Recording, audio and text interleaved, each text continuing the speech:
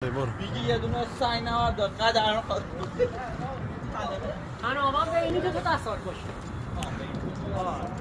2000 در حال سعودی دیواره یه دو من بالا اونجا هستی باید رستورانت برش بزنم برم رستورانت نمیخوام تو خالی میکنم اصلا بیشتر نمیخوره اما داری من خوردم بگیر بیا به این سمت ما یه به این سمت هم به یه ذره بر خودت یکو این لبه یه بیرونه ها اینجا بذار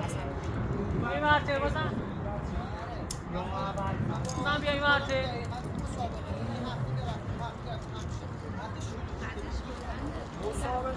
حالا از اینجا برو بالا آتش بلنده قشنگی نمیگیره نه برو بالا برو نخره برو رسول رو به دور میمیت بعدی عکس ازت بگیرم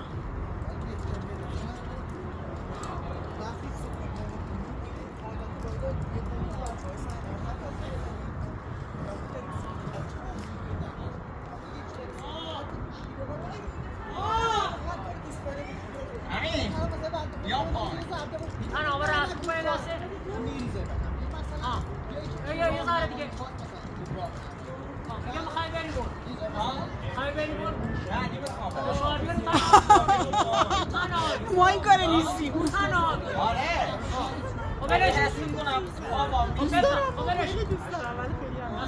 رسول یه جسی قشنگ برعکس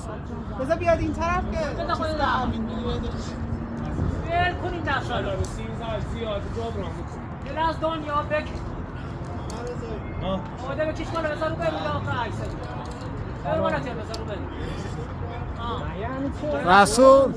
دوتاشو ول کن آره دوتا دستاتو ول کن رو طبیعت علی استفاده بده ای منو ببین بذار بخون دستتو ول کن ول کن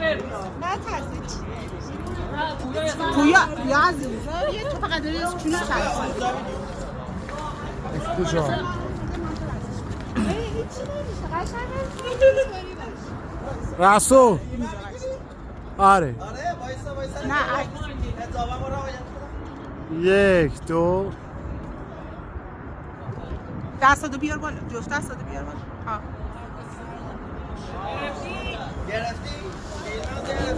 آره فرودشو میگیره